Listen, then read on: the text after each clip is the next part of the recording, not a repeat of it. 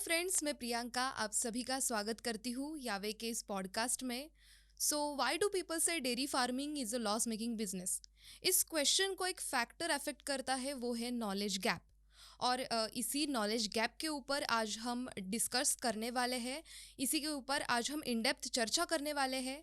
हमारे साथ dairy industry के एक्सपर्ट्स हैं जिनका कुल मिला के 50 से 60 साल का डेयरी इंडस्ट्री का एक्सपीरियंस है। So first I would like to introduce our guest. हमारे साथ डॉक्टर मंगेश घाड़ीगांवकर सर नमस्कार। है, सचिन ढमढेरे सर है। सो वेलकम इन आर यावे स्टूडियो सर। हम डिस्कशन को ही शुरुआत करते हैं। तो देखा जाए तो हमारे जो किसान है, फार्मर्स है, तो वो लोगों से सुन के या फिर दोस्तों से सुन के, कई सारी डेयरी इंडस्ट्री कंपनीज है या फिर एक्सपर्ट्स है, उनसे नॉलेज लेते हैं और वही उनका सोर्स होता है। बट एक्चुअल में देखा जाए तो that's knowledge gap is still there.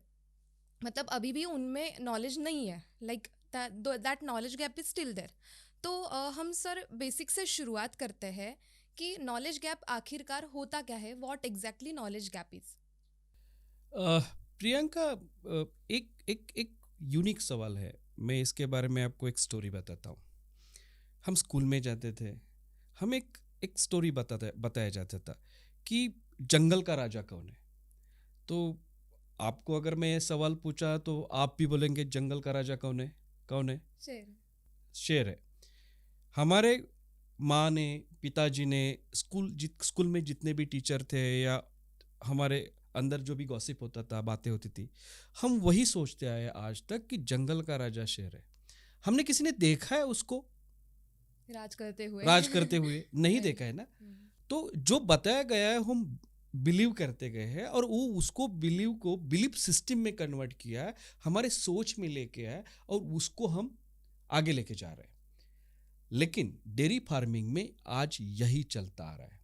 जैसे कि उसके दादाजी ने, नानाजी ने किया, पिताजी ने किया, वही आज करके उनको ही फॉलो करके मैं एक बिलीफ सिस्टम परसीव किया कि डेयरी फार्मिंग ऐसे होता है, राइट। Yes. और दूसरी चीज क्या है ना, जेनेटिक पोटेंशियल इंप्रूव हो गया है, गाय बदल गई है, उसका दूध देने का जो कैपेसिटी है वो बदल दिया है और उसकी जो रिक्वायरमेंट है वो भी बदल गई है। सो एक्चुअल रिक्वायरमेंट जो उसकी फुलफिल करनी है या एक्चुअल तरीके जो है, जो साइंटिफिक प्रोसेस है, जिस तरीके से हमें डेयरी फार्मिंग मैनेज करना है और जो मुझे पता है वो इम्प्लीमेंट करके मुझे रिजल्ट नहीं आता है, मैं रिजल्ट नहीं ड्राइव कर रहा हूँ क्योंकि साइंटिफिक रिक्वायरमेंट ज़्यादा है या अलग है। इसी को नॉलेज गैप बोलते हैं and that is the more important, right.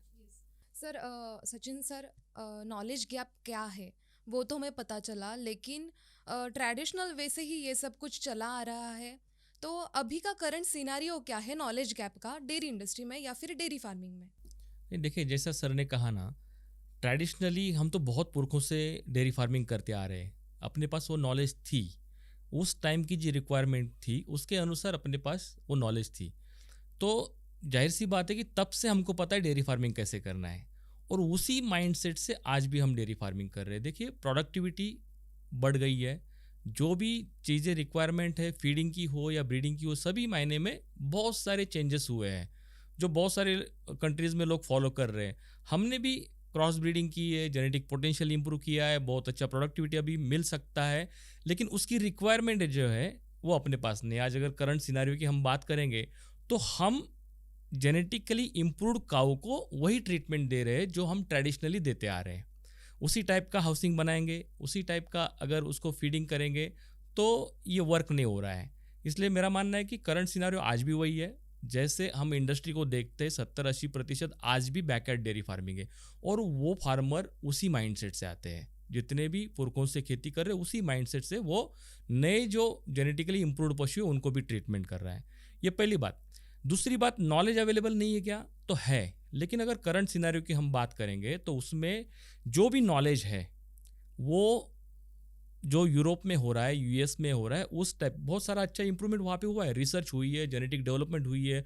वो 11-12 हज़ार लीटर एक लैक्टेशन में दूध ले रहे हैं, अच्छी बात है, लेकिन उनके कंडीशंस अलग है, अपनी कंडीशंस अलग है।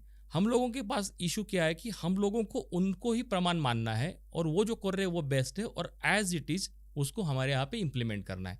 तो आज एक सेकेंड चीज़ आ रही है, जैसे ट्रेडिशनल माइंडसेट तो लोगों में है, लेकिन फिर कुछ लोग एक्सेप्ट कर रहे हैं, वो कौन सा नॉलेज एक्सेप्ट कर रहे हैं, डायरेक्ट वो नॉलेज जो यूएस में हो रहा है, जो यूरोप में हो रहा है, उनके डेयरी इंडस्ट्री को हम एज इट इज़ फॉलो कर रहे हैं। मेरे मायने में करंट सिनारियो में वो दूसरा एक चैलेंज हो रहा है जो आज लोग फॉलो कर रहे हैं। जो भी लोग थोड़ा सा इंप्रूव कर रहे हैं अपना डेयरी फार्मिंग को, वो लोग ब्लाइंडली वो चीज़ें एक्सेप्ट कर रही है। ये सेकेंड सिनारियो। तीसरी चीज़ मैं इसमें कहना चाहूँगा सर, ठीक है कुछ लोग ट्राई कर रहे हैं, लेकिन फिर उसमें भी लिमिटेशन आ रहा है। वो लोग, कुछ एक्सपर्ट्स की बात करेंगे हम, कुछ इंस्टीट्यूशंस है जो यूएस स्टैंडर्ड है, यूरोप स्टैंडर्ड से थोड़ा समझते हैं, उसको कैसे करना चाहिए वो समझते हैं, लेकिन फिर भी उन लोगों ने यहाँ पे उसको टेस्ट नहीं किया वो नॉलेज को। नहीं सर, दूसरा प्रॉब्लम कभी कभी क्या रहता है, I will just do the value addition. When consultant they are trying to tell something to the doer और फार्मर ना, उनको पहले डर लगता है, यार मैंने इसको बोला और उसको अच्छा नहीं लगा, तो कभी कभी हम हकीकत बताते ही नहीं है, क्योंकि उसको अच्छा लगने के लिए हम उसको मिसगाइड करते हैं। वो तो इंडिविजुअल प्रॉब्लम हो ही गए, तो बात आपने सही बोली, वो तो है ही है। सपोज किसी इंडिविजुअल को लगता है कि मुझे सिर्फ उसको खुश करने के लिए बोलना है, तो वो तो अलग ही सिनारियो हो गया। लेकिन मैं करंट सिनारियो की अगर बात करूंगा तो वो एक्सपर्ट्स आज भी है, कुछ लोगों ने डेयरी फार्मिंग में काम किया है, लेकिन मेरा कंसर्न है कि जो सिनारियो हम लोग देख रहे हैं मार्केट में, उसने वहाँ से नॉलेज तो ले ली है, लेकिन लार्ज स्केल में यहाँ पे इम्प्लीमेंट करके उसके रिजल्ट्स नहीं देखे। फिर वो भी जो नॉलेज शेयर कर रहा है, कुछ फार्मर्स उसके पास जा रहे हैं, इंस्टीट्यूशन में जा रहे हैं, एक्सपर्ट्स के पास जा रहे हैं, कंसल्टेंट के पास जा रहे हैं, वो जो नॉलेज शेयर कर रहा है वो नॉलेज भी अनटेस्टेड है और वो एज इट इज शेयर कर रहा है। That is third problem. तो ये तीनों प्रॉब्लम आज की करंट सिनारियो में मैं देख रहा हूँ। यस सो सर, और प्रियंका, मैं जो सर ने बताया हाँ. वो थोड़ा मैं आपको एक्सटेंड करता हूँ, क्योंकि दूसरा सबसे बड़ा प्रॉब्लम क्या है, ट्रेडिशनल अप्रोच से जो मैंने देखा है, जो मेरे बिलीफ सिस्टम मैंने क्रिएट की है, और फार्मर का सबसे और एक बड़ा प्रॉब्लम क्या होता है, he generally follow the successful people, right?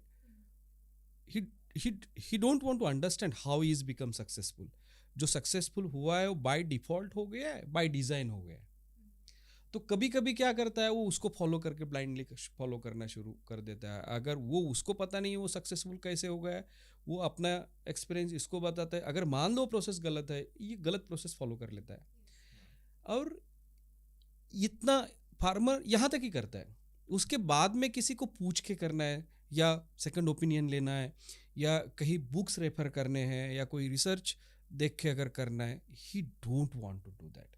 अगर हो सकता है कहीं फार्मर अगर ये हमारा पॉडकास्ट सुन रहे हो तो बोल रहे हो यार ये मेरा काम है क्या, मतलब ये फार्मर को ये सब नहीं करना है, रीड नहीं करना है, रिसर्च नहीं देखना है, कुछ नहीं देखना है, मेहनत नहीं करनी है, मत करो यार। लेकिन सही क्या है गलत क्या है ऑथेंटिकेट कैसे करोगे ना, उसके भी कुछ प्रोटोकॉल है, लेकिन वो विलिंगनेस नहीं है, वो फार्मर करना नहीं चाहता है। सबसे बड़ा ये प्रॉब्लम है, वो सीखना नहीं चाहता है, और जो उसको पता है उसी को इम्प्लीमेंट करके उसी में कुछ गलतियां करता रहता है काफ़ी हद तक, और उसमें से कुछ नया अच्छा आ गया तो उसको बोलता है यार यही सही है। वो लोगों को भी चिल्ला के बता, मैंने ऐसा किया, मेरे को ऐसा रिजल्ट आ गया, बाकी के लोग उसको सुन के वैसे ही करना शुरू कर देते हैं। तो ये सबसे बड़ा प्रॉब्लम है। कभी कभी वी परसीव रॉन्गली, हम अलग सोच परसीव कर लेते हैं, वो सही मान के उसको सबको बता देते हैं ये सही है, लेकिन वो फार्मर को जो लगता है वो सही है क्या, नहीं है, वो गलत है तो दुनिया को गलत बताएगा। ये सबसे बड़ा प्रॉब्लम है एक्चुअली, यहाँ ही सबसे बड़ा इशू हो जाता है। और दूसरी बात ऐसी होती है ना कि ये नॉलेज के बारे में अगर हमने सोचा तो आपको पता है there is biggest source of the knowledge now on the technology.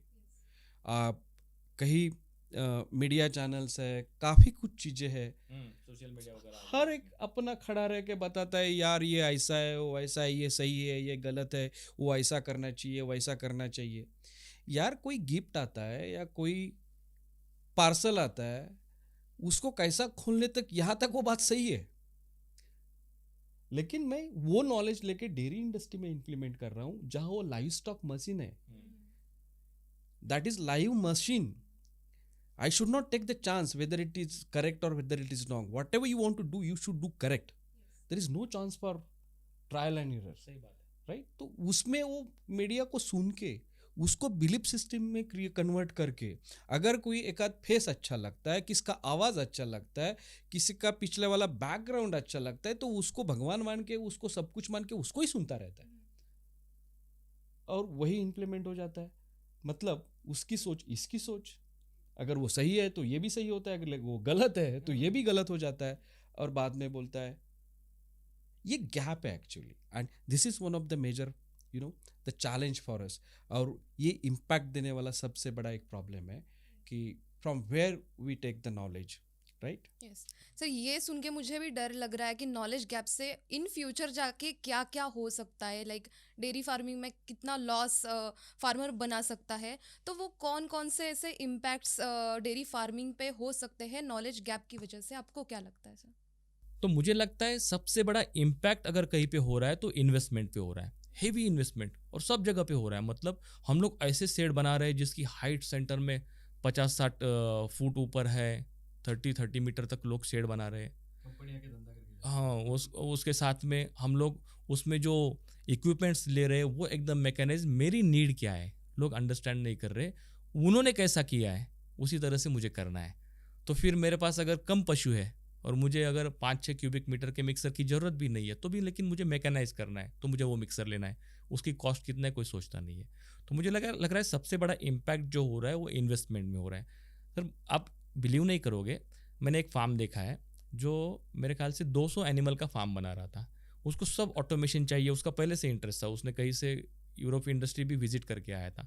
उसको पूरा फुल ऑटोमेशन, फुल मैकेनाइजेशन करना था। उसने TMR ले लिया, शेड्स बन गए, शेड्स में ऑटोमेटिक ब्रश आ गए, उसके बाद फैन आ गए, ऑटोमेटिक स्क्रैपर तक आ गया। जरूरी नहीं है इंडिया में, लेकिन आ गया। और वो शेड वेड बन के आप अगर विजिट किए होगे उस टाइम पे तो आप सोचोगे यार ये बहुत बढ़िया काम किया इसने, मस्त लग रहा है, सब कुछ अच्छा लग रहा है। क्यूबिकल्स डाल दिए, क्यूबिकल्स में मैट, सब कुछ आ गया। बाद में पता चला कि काउस कहाँ से आएगी अभी इतना इन्वेस्टमेंट कर दिया कि काउस लेने के लिए थोड़ा सा दिक्कत हो रहा है। तो ये सबसे बड़ा दिक्कत हो रहा है, और हम उनको एज इट इज़ फॉलो करेंगे तो ये दिक्कत आने ही वाली है, क्योंकि इतना पैसा डाल के डेयरी फार्मिंग नहीं होने वाला है। और आपकी रिक्वायरमेंट क्या है, आपकी ज़रूरत नहीं है वो, क्योंकि आपके क्लाइमेटिक कंडीशंस अलग है, उनके पास तो बर्फ़ गिरती है, सब कुछ प्रॉब्लम है, बहुत ठंड होती है, बहुत सारे सीवियर क्लाइमेटिक स्ट्रेस वहाँ पे है। तो उन लोगों के लिए वो रिक्वायर्ड है, क्यूबिकल्स, मैट वगैरह सब कुछ अपने लिए नहीं है, लेकिन वो यहाँ पे भी हो रहा है क्योंकि हम ब्लाइंडली उसको एक्सेप्ट कर रहे हैं। तो मुझे लगता है फर्स्ट इम्पैक्ट है वो है हैवी इन्वेस्टमेंट। उसमें दूसरी चीज़ जोड़ना चाहूँगा मैं इसमें, इसकी वजह से क्या हो रहा है, देखिए हम इन्वेस्टमेंट तो बहुत कर रहे हैं, हम लोग ऑटोमेटिक ब्रश लगा रहे हैं, स्क्रैपर लगा रहे हैं, क्यूबिकल लगा रहे हैं, मैट्स लगा रहे हैं, लेकिन वो वहाँ पे जो उनके पास काउज अवेलेबल है, उनकी जो साइज़ है, उनका वेट है, उसके अनुसार उनके डायमेंशंस फिक्स है, क्यूबिकल के वगैरह, मैट के वगैरह। हम तो वही फॉलो कर रहे हैं। अपने पास काउज जो है उतनी हेवी नहीं है, थोड़ा सा कम 550 किलो का पशु होगा, मैक्सिमम 600 किलो का होगा, उनके पास तो 700 किलो के एनिमल्स है। तो उनके लिए वो डायमेंशंस गलत हो जाती है, और फिर इतना इन्वेस्टमेंट करने के बावजूद भी काउ स्ट्रेस में रहती है। रिसेंटली एक फार्म हमने विजिट किया जहाँ पे क्यूबिकल्स भी थी, मैट भी थी, सब कुछ था, बेस्ट एनवायरनमेंट, फैन थे, सब कुछ लग रहा है वहाँ पे, लेकिन not a single cow cubicle में बैठी थी, एक भी काउ क्यूबिकल में नहीं बैठी थी, क्योंकि वहाँ पे बैठना है उसको स्ट्रेस लग रहा है, वो बैठी नहीं वहाँ पे। क्यों नहीं बैठी? क्योंकि आपने तो पैसा डाल दिया, लेकिन पैसा डाल के स्ट्रेस लाया है, क्योंकि डायमेंशन वगैरह सब गलती कर दिया वहाँ पे, यूज़ नहीं हो रहा है। तो ये सेकंड इम्पैक्ट हो रहा है, मतलब इतना खर्चा करके भी पशु कंफर्ट नहीं है, उसको कंफर्ट नहीं है। और सर दूसरी बात क्या है ना, ये आपने एकदम सही बताया। और दूसरी बात, स्ट्रेस का एक सबसे आगे बढ़े जाके इम्पैक्ट होता है डिसीजेस। ये जानवर बाद में काफ़ी हद तक काफ़ी डिसीजेस को ससेप्टिबल बनते हैं। थाइलेरिया हो, एनाप्लाज्मा हो, या ब्लड प्रोटोजोन डिसीजेस हो, वायरल इन्फेक्शन हो, ये सब के लिए प्रोन बनते हैं। उसका इनके पास कोई प्रोटोकॉल नहीं रहता है, वो पता भी नहीं है एक्चुअली। ये सब हकीकत चीज़ है। डिसीज़ कंट्रोल मैनेजमेंट हो गया, या क्वारंटाइन हो गया, या वैक्सीनेशन शेड्यूल हो गया, ये सब अभी तक किए नहीं है। इनके गाय भैंस कौन वैक्सीनेट करके जाता है? गवर्नमेंट के सिस्टम। गवर्नमेंट को ज़रूरत है इनके जानवर को FMD नहीं होना है, ये इनको ज़रूरत नहीं है। हालांकि ये काफ़ी चीज़ें जो है ना, जो प्रोग्रेसिव फार्मर्स है वो अडॉप्ट नहीं करते। Diseases are one of the big challenge. मैं आपको एक स्टोरी बताता हूँ। एक फार्मर था, एक साल 1.5 साल के बाद फार्म सेटअप होने के बाद मैं वहाँ उनके पास विजिट गया था। तो many cow was having the lameness and not having in the good posture and lot of the wounds were there. मैंने पूछा भाई क्या हुआ, तो बोला सर 3-4 महीने पहले एक FMD आके गया, FMD का आउटब्रेक. अरे it was shocking for me, इतना बड़ा सेटअप है लेकिन FMD का वैक्सीनेशन नहीं है. मैंने पूछा सर वैक्सीनेशन नहीं किया आपने? सर नहीं किया. तो कहाँ से आ गए? तो बोले सर हमने नया गाय खरीदा और उनमें से किसी गाय को FMD हुआ था, तो आपने नया गाय खरीदा तो उसको क्वारंटाइन में नहीं रखा था सीधा? नहीं सर वो हमें पता नहीं, किसी ने बताया नहीं और हमें वो पता नहीं था तो हमने डाल दिया और सबको FMD हो गया. अच्छा, परचेस का अंदर डाल दिया, सीधा अंदर डाल दिया. Actually this is the great impact of the knowledge. अगर मैं इतना सेटअप कर रहा हूँ, ये क्वारंटाइन क्या होता है, मुझे अगर नया गाय मेरे हर्ड में डालना है तो उसका प्रोसेस क्या होता है, अगर वो पता नहीं होता है तो अल्टीमेटली, और FMD का सर इम्पैक्ट तो आपको पता है, एक बार FMD होने के बाद हर्ड में FMD आता है तो you lose the whole herd, productivity रहती नहीं. सही बात है. ये this is the great, Priyanka, the impact of the knowledge. Definitely sir, आप जो बात बोल रहे हो, स्ट्रेस बढ़ गया और ये बाकी क्वारंटाइन भी नहीं कर रहे हो तो ये चीज़ें आने वाली है, वो बहुत बड़ा इम्पैक्ट है. एक्चुअली मैंने देखा हुआ है, FMD अगर आ गए तो 1-2 साल पीछे भी आता है, पूरे एनिमल्स भी रिप्लेस करने पड़ते हैं, कितनी डेथ होती पता नहीं, और बहुत सारे फार्म के क्लोजिंग होने का ये एक कारण बन जाता है. इसीलिए तो ये रूट तो इसका यही कि उसको पता ही नहीं शेड्यूल क्या है और वो फॉलो नहीं कर रहा है. सही बात है. इसके साथ में ना सर दूसरा इंपॉर्टेंट फैक्टर इसमें आ जाता है जिससे भी डिसीजेस को इफेक्ट कर रहा है, फीडिंग. सर आज का सिनारियो हम अगर देखेंगे तो क्वालिटी फॉडर किसी भी इंडियन फार्मर को पूछिए, उसके अगर हम व्यूज़ लेंगे कि क्या उसको समझ में आता है क्वालिटी फॉडर क्या है, नहीं समझता है. ये तो बेस है. हमारी जो आज की सिचुएशन है, हम जितने भी एग्रो रेसिड्यूज़ है, एग्रो रेसिड्यूज़ की मतलब व्हीट का भूसा है, कड़बी है, सॉर्गम, जिसमें हम लोग प्रोडक्टिव पार्ट जो है मतलब उसमें से ग्रेन निकाल के ह्यूमन कंजम्पशन में चला गया और बाकी जो बचा स्टोवर्स जिसको कहते हैं वो आ जाता है अपने मेन फॉडर के लूप में इंडियन फार्मिंग में. मुझे लगता है बहुत बड़ा इम्पैक्ट करता है सर ये, क्योंकि ना आप सर फॉर एक्चुअली बोलूँ ना क्यों इम्पैक्ट करता है, just I would add, fodder को आज तक मैनेजमेंट में कंसीडर ही नहीं किया. उसको बोलते हैं इजीली मिल जाएगा, इधर भी मिल जाएगा, उधर भी मिल जाएगा, वो भी मिल जाएगा, ये भी कंसीडर ही नहीं किया है. तो ये बहुत बड़ा नॉलेज गैप है एक्चुअली मेरे हिसाब से. क्यों? क्योंकि आपका बेस 70% अब कंप्लीट मैनेजमेंट, आप डेयरी फार्मिंग की अगर बात करेंगे 60-70% वो फीडिंग के ऊपर निर्भर करता है. आप कितने अच्छे करते हो, उसमें अलग अलग स्टेजेस पे आपको अलग अलग उसको रिक्वायरमेंट होती है, उस हिसाब से आपको फीडिंग करना होता है, बैलेंस रेशन देना होता है. कॉन्सेंट्रेट पार्ट बहुत अच्छी तरह से सॉर्टेड है, वो ठीक है मेरे ख्याल से, लेकिन उसको बैलेंस करने के लिए सबसे इंपॉर्टेंट चीज़ होती है वो फॉडर, जो अपने पास लोगों को लगता है अवेलेबल है लेकिन है नहीं है. ये मेजर प्रॉब्लम. लोगों को लगता है कि मेरे पास तो बहुत है, क्योंकि मेरे पास तो इसका रेसिड्यू आ गया, उसका रेसिड्यू आ गया, सब कुछ मेरे पास स्टोर करते रखते हैं. मतलब व्हीट भूसा मैंने देखा है साल भर का लोग स्टोर करके रखते हैं. साउथ में जाओगे पैडी स्ट्रॉ, रागी साल भर का स्टोर होता है और उसी को फॉडर करके खिलाया जाता है. तो ये इतना बड़ा इम्पैक्ट करता है, आपकी प्रोडक्टिविटी इम्पैक्ट करता है. आपके पास पशु है जो, मैं इंडियन कंडीशन की अगर बात करूँगा क्रॉस ब्रीड की सर, तो 6-7 हज़ार लीटर लैक्टेशन यील्ड देने वाले पशु अपने पास एवरेज है, आज भी है. लेकिन उसको देने के लिए मेरे पास क्या है, तो मैं उसको देता नहीं हूँ जो रिक्वायर्ड है. वो नहीं देने की वजह से उसकी प्रोडक्टिविटी 4-4.5 हज़ार लीटर पे आ जाती है लैक्टेशन की. तो ये सबसे बड़ा प्रोडक्टिविटी इम्पैक्ट हो रहा है. आप तो खर्चा उतना ही कर रहे हो, बाकी तो उसको लाइट मिल देना है, दूध निकालना है, मैन पावर, सब कॉस्ट तो वही कर रहे हो, प्रोडक्टिविटी कम कर रहे हो. नॉलेज. दूसरी चीज़ इम्पैक्ट कर रही है, बाकी सभी फैक्टर्स पे भी करती है, ब्रीडिंग पे. जैसा सर ब्रीडिंग भी इससे इम्पैक्ट हो जाता है. स्ट्रेस की बात अगर हम सिर्फ करेंगे, फीडिंग की स्ट्रेस की अगर बात करेंगे, जैसे सर ने कहा कि स्ट्रेस की वजह से ये डिसीजेज आ रहे हैं, वो डिसीजेस कुछ टाइप के जो है मास्टाइटिस हो या कुछ अलग है, वो सब क्लिनिकल लेवल पे भी आपके पास रहते हैं. और ये अगर आपके पास, जैसा हमने कहा, काउ कंफर्ट ठीक नहीं है और आपका फीडिंग ठीक नहीं है, तो आपके एनिमल्स बहुत सारे सब क्लिनिकल लेवल पे किसी न किसी डिसीज से जूझ रहे हैं अंदर के अंदर. आपको पता नहीं चलता क्योंकि क्लिनिकल सिम्टम्स नहीं बता रहे हैं. सर मैं आपको यार रुकाता हूँ. मैं कल नहीं, मतलब 2 to 3 months before I just go to the Punjab में किसी के फार्मर के साथ बैठा था. हम उसका इंतज़ार कर रहे थे, वो थोड़ा लेट आ गया. लेट आने के बाद भाई हमने पूछा कि सर काफ़ी टाइम हम इंतज़ार कर रहे हैं, तो आप इतना टाइम कहाँ गए? तो बोला सर मैं वो डॉक्टर के पीछे बैठ के ना, मैं प्रैक्टिस के लिए उसके साथ घूम रहा था. आप डॉक्टर बनना चाहते हो? तो सर डॉक्टर तो नहीं बनना चाहता हूँ, लेकिन जो डॉक्टर को सब कुछ पता है ना, वो मेरे को पता करना है, मैं सीखना चाहता हूँ. राइट? क्योंकि अगर मुझे वो सब चीज़ें पता चले तो मेरे जानवर बीमार नहीं गिरेंगे और मैं दवा या इस चीज़ों पे ज़्यादा पैसा खर्चा करना नहीं चाहता। ये उसका एटीट्यूड देखो ना, मतलब ये एक पॉजिटिव ट्रेंड है that he want to learn, सीखना चाहता है। वो जो नॉलेज गैप वो उसको ख़त्म करना चाहता है, राइट। और सबसे बात अभी सचिन सर ने बोला ब्रीडिंग की, अगर बात हम महाराष्ट्र में बैठे हैं, अगर बात हम महाराष्ट्र की करते हैं तो महाराष्ट्र में सिर्फ दूध पता है लोगों को, भैंस पता है, गाय पता है और दूध पता है, ब्रीडिंग नहीं पता है। मैं ऐसा क्यों बोल रहा हूँ ब्रीडिंग नहीं पता है? कि कोई सोचता ही नहीं। आज अगर एक 2-3 साल में देखा जाए तो कुछ रिवॉल्यूशन हो गई है, राइट। लोगों को बताया जा रहा है काफ रेयरिंग क्या है, रिसोर्सेस अवेलेबल दिए जा रहे हैं, तो लोगों को रिसोर्सेस मिलने के बाद लग रहा है यार मैं कर सकता हूँ, तो हो रहा है। लेकिन nobody is focusing on breeding and calf rearing. Profitable dairy farming करना है, अगर आपको डेयरी फार्मिंग में नुकसान नहीं करना है, जो आपने स्टेटमेंट बोला है why people say dairy farm is not making business, ये स्टेटमेंट को अगर गलत साबित करना है ना, तो पहले हमें काफ रेयरिंग पे ध्यान देना है, ब्रीडिंग पे ध्यान देना है। काफ रेयरिंग पे अगर मुझे ध्यान देना है, मुझे पता है क्या, that is the first question. Again we are talking about the knowledge gap, how to do the calf rearing, right. लोगों को सवाल यहाँ तक है कि वो जो चिक कोलेस्ट्रम लगता है, वो बात करने के लिए सर तो काफ़ी चीज़ें हैं, मतलब we are not going to talk about each and everything.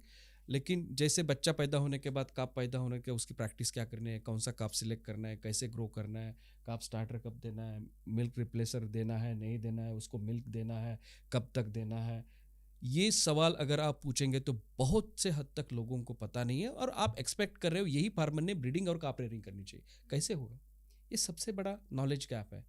जब तक हम हमारा गाय जो एक अपने बिजनेस का बड़ा एसेट है खुद के फार्म में नहीं तैयार करते हैं, आप प्रॉफिटेबिलिटी ड्राइव कैसे करोगे, गोल सेट कैसे करोगे, कैसे सोचोगे कि ये गाय से मुझे 5 साल 6 साल 10 साल इतने बेत लेने हैं और इतना मिल्क लेके मुझे मेरा business profit, you can not do so. सबसे बड़ा इंपॉर्टेंट ये द पीपल आर मोर और less not aware even about calf rearing. उनको करनी है नहीं करनी है, अगर करनी है तो कैसे करनी है ये पता नहीं है। और दूसरी बात आगे ब्रीडिंग की, जो आज की डेट पे सबसे इंपॉर्टेंट है, हम बेंगलोर, हम पंजाब क्यों भागते हैं? हम भैंस लेनी है तो हरियाणा क्यों भागते हैं? क्योंकि वहाँ की गाय, वहाँ की भैंस, कोल्हार की गाय बहुत दूध देती है। क्योंकि वहाँ के लोग दूध पे नहीं फोकस करते, वहाँ के लोग जेनेटिक्स पे फोकस करते हैं, वहाँ के लोग गाय बना के बेचने में इंटरेस्ट रखते हैं, क्योंकि वही एक प्रॉफिटेबल आउटपुट है जो एक्चुअल डेयरी फार्मिंग के प्रॉफिट में कुछ ज़्यादा कंट्रीब्यूट कर सके। और उन लोगों ने इतना आज सीख के रखे, देने का 50-60 बुल है जिसका सीमेंट यूज करके हम अच्छी तरह से कालवड़ ले सके। लेकिन आज के डेट में हमारा फार्मर जब डॉक्टर एआई करने को आता है ना, ये घर में जाके बैठता है और कौन सा सीमेंट लगा रहा है पूछता वो भी तो नहीं। सर इसको इंटरेस्ट नहीं है। उसको अगर डॉक्टर बोलता है मेरे को गर्म पानी करके दे, तो इसको टेंशन आता है यार क्यों काम पे लगा रहा है मेरे को। सो this is how the interest done में। तो ये सब चीजें एक्चुअली इतना इम्पैक्ट होता है नॉलेज का। अगर मुझे एआई क्या है, बुल कौन से है, कौन सा बुल किसको लगाना, ये थोड़ा सा भी सीख के अगर मैं ब्रीडिंग पे ध्यान दूँ तो मुझे लगता है 3rd जनरेशन 4th जनरेशन में ऐसी क्रिएट कर सकता हूँ कि एवरेज मिल्क प्रोडक्शन एक लेवल पे ला सकते हैं। So this is how, Priyanka, the knowledge gap it impact in the main profitability because of fertility and the calf rearing. Right.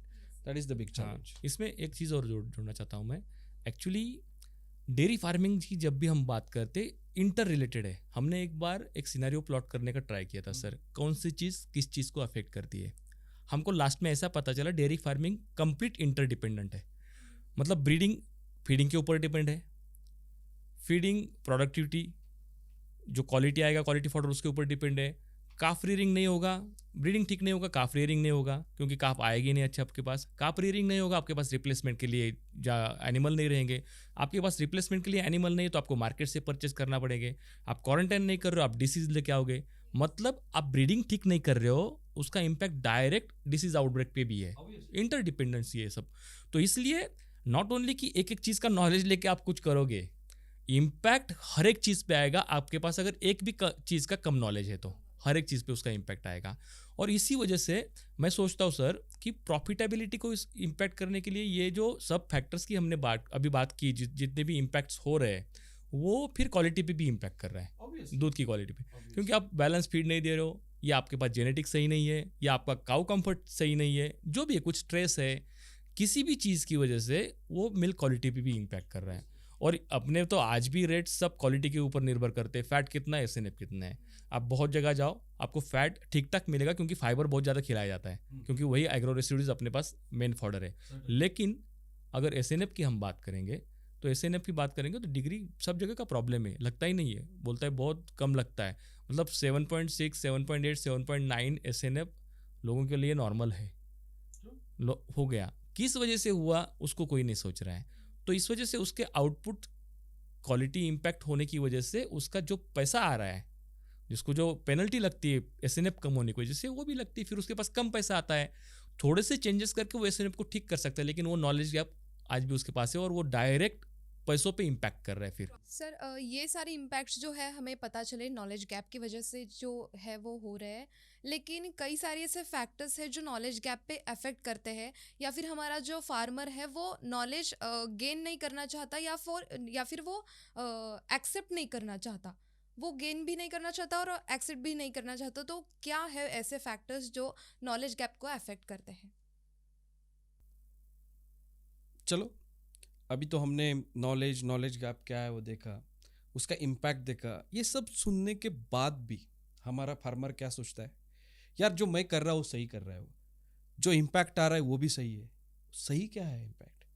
क्योंकि मुझे पता ही नहीं मैं क्या कर रहा हूँ, मुझे पता नहीं मैं क्यों कर रहा हूँ, उसका आउटपुट मैंने क्या एक्सपेक्ट किया है और वो हिसाब से मैं मेरी प्रोसेस कर रहा हूँ, तो उसको पता नहीं है वो खड्डे में है या ऊपर है, और वो सोचना भी नहीं चाहता है, जानना भी नहीं चाहता है। And that is what it's ego. सबसे इंपॉर्टेंट फैक्टर है his ego. He don't want to put his shoes in the right structure. That is the main problem sir. और उसी के वजह से हम कुछ सीखना नहीं चाहते, हम किसी का हेल्प नहीं लेना चाहते हैं, हम कहीं जाना नहीं चाहते हैं, हम किसी को सुनना नहीं चाहते हैं, और हम इम्प्रूवमेंट नहीं चाहते हैं।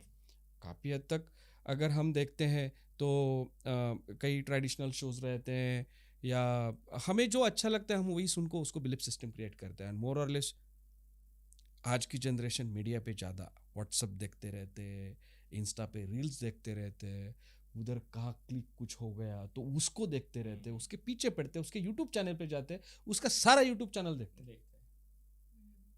समझ में आपको? क्योंकि उसको अच्छा लगता है इसलिए। लेकिन जो उसको सुनना है, उसको सीखना है, वो सीखने के लिए उसका ईगो सामने आ जाता है। So until and unless he is not willing to do anything, जब तक वो सीखना नहीं चाहता है।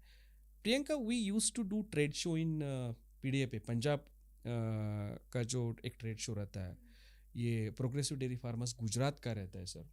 हमने वहाँ काफ़ी बार हमारा स्टॉल लगाया, तो हमें वहाँ लोग खड़े रह के पूछते ये क्या है, वो क्यों है, वो कैसे होता है, वो कैसे रिजल्ट आ जाता है। आज वहाँ लोग डेयरी फार्मिंग सक्सेसफुली क्यों करते हैं?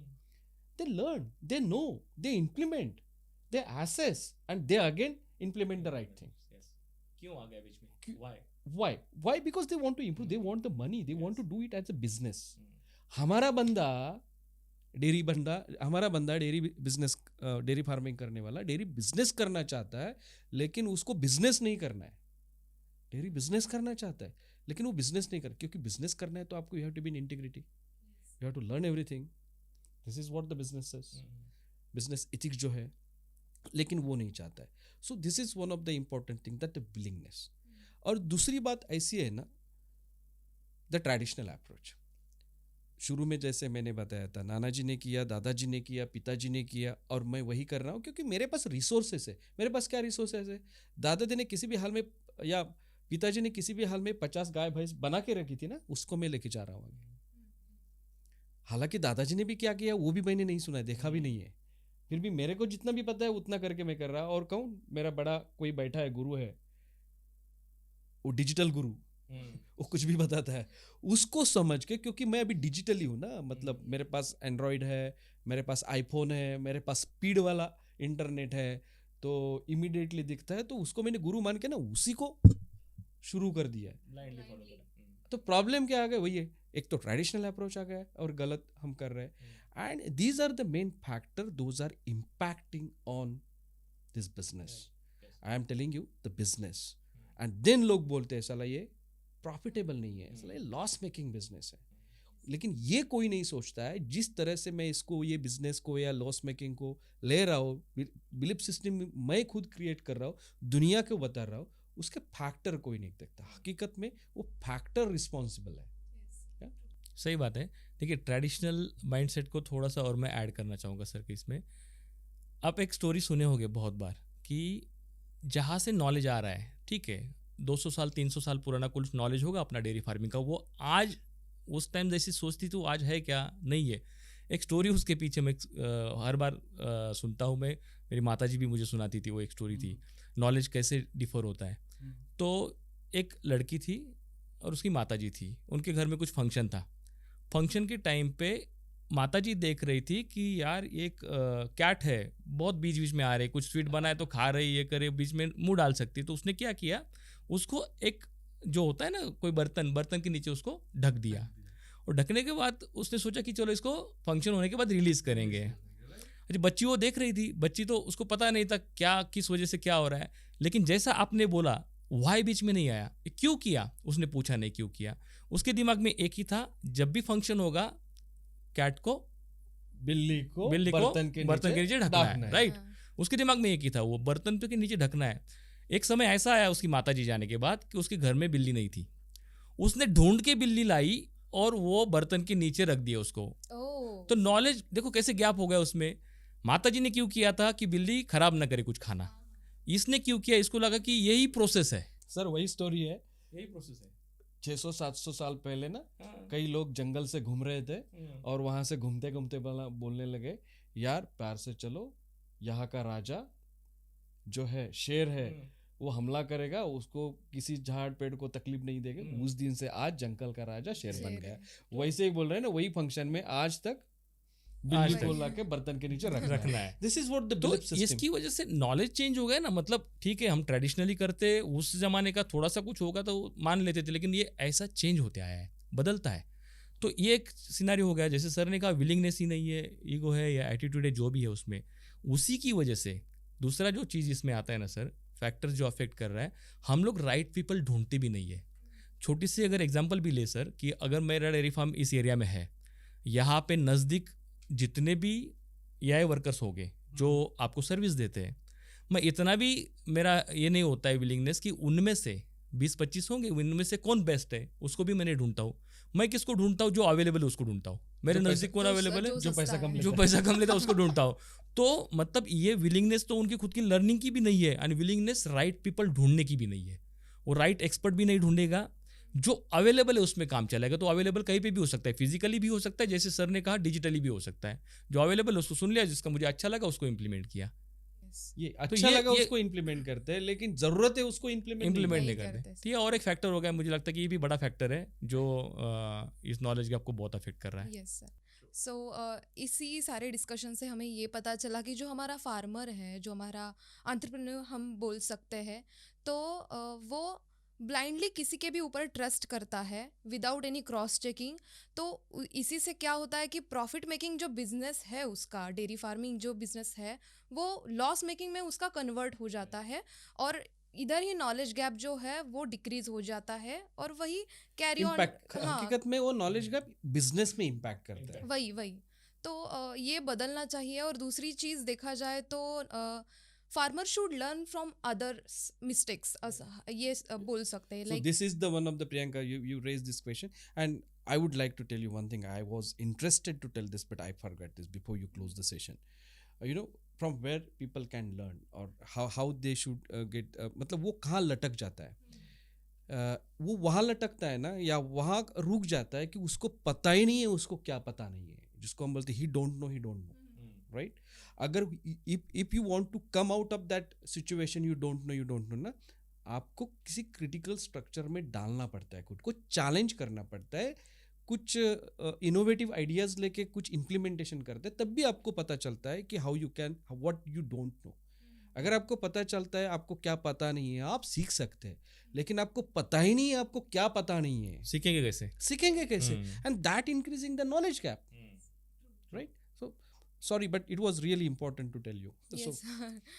सो ये भी है कि मुझे एक बात बतानी थी कि farmers should learn from others, कि उन्होंने बाकी लोगों से सीखना चाहिए, या उन्होंने क्या मिस्टेक्स की है उनके गलतियों से सीखना चाहिए, और हमारा बिजनेस प्रॉफिटेबल कैसे बने इसके ऊपर फोकस करना चाहिए। So thank you so much sir for your valuable time and information. तो फ्रेंड्स, आज के हमारे इस पॉडकास्ट में हमने जाना कि नॉलेज गैप आखिरकार होता क्या है, उसके इम्पैक्ट्स क्या है और फैक्टर्स क्या है। तो नॉलेज गैप ही एक ऐसा फैक्टर है जो dairy farming business loss making बनाने में रिस्पॉन्सिबल होता है, और नॉलेज गैप की वजह से ही why do people say dairy farming is a loss making business, ये जो परसेप्शन है वो सच होता दिखाई देता है।